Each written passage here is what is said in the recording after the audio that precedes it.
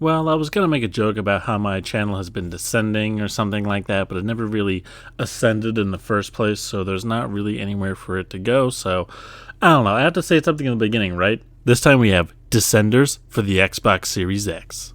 What could be better than riding a bike? Well, riding a bike without having to sit on those narrow seats. Good lord, I rode a bike for the first time in a really long time a few weeks ago, and it just hurt. I don't know how I did that as a kid. I feel old thinking about it, but those things hurt. So back to the actual game itself. Like the title suggests, you're riding a bike downhill and you descend whatever track layout you get. There are tracks where you can ride where it's kind of flat ground, but more often than not, you're descending downhill, which is one of the first unique things about the game, is that each track is generated on the spot. So each track location feels a little bit different than the last, and it never feels like you play the same track twice. So when you find a good track, it's kind of hard to play it again. There is a seed generator for that you can produce the same track repeatedly, and I believe you can find the seed number for whichever track you're on, but it just seems overly complicated, and I wish it was a little bit easier to play a track that you've already done. But the gameplay itself is fun and addicting. You can choose from several different camera angles, which first person is extremely daunting and scary to wipe out in, and one thing that this game excels in is the sensation of speed.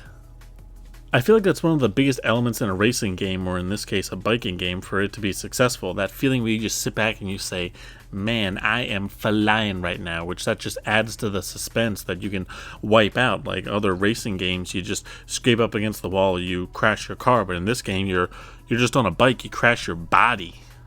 One of the biggest weaknesses of this game, though, is the single-player campaign, which is a bit of a stretch to call it that in the first place. You navigate through a series of tracks in an area, and you complete a big jump as the last track, and you can unlock the next section, but you need to beat each area in a set number of lives, and they don't really give you a ton of lives. You really have to pay attention while playing the game, because you do generate so much speed, and there's so many things that can trip your guy up that it's really difficult to navigate the tracks at full speed, which you can slow down and not hit the stuff and save your lives, but then you're going slow and not getting the sensation of speed. So it's like a trade-off between going fast and having a fun game and playing it slow and trying to actually complete the single player, which I feel like defeats the purpose. You are allowed to go off course and play through a track that way, which also has more trees and rocks and other obstacles to make that decision a little bit harder, but it is fun, and I do give the creators credit for allowing people to do that. Which, going off course, leads me to one of the greatest discoveries in video game history.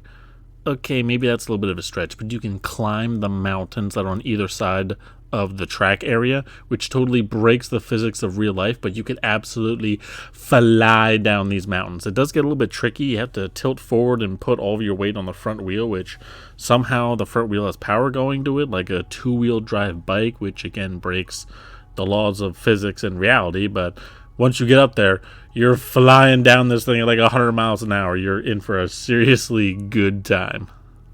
Sadly, looking back on it now, that's by far the most memorable thing about the game, and I haven't played it in a few months, but it really just doesn't sit well with me. Can glitches and unintended gameplay mechanics be positive, or at least be a neutral factor in a game? Yeah, but quite frankly, it overshadowed the main gameplay, which was lacking a real purpose outside of simply making progress in certain tracks.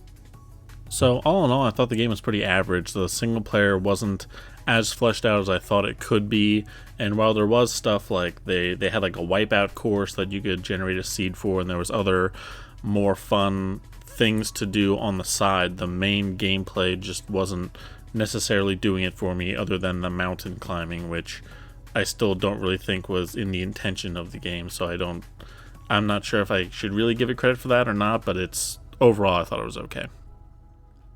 Well, I don't have any list to put this game on, so it goes unlisted for now. It's a fun mess-around game for me. If it had a little bit more substance, it could have been better, but for now, it just didn't grab me like other games do. Maybe from here on out, my channel will ascend. It can't really descend, because I'm already at the bottom. Whatever. Hope you enjoyed watching. Thanks for watching. Working on another review soon. See you then.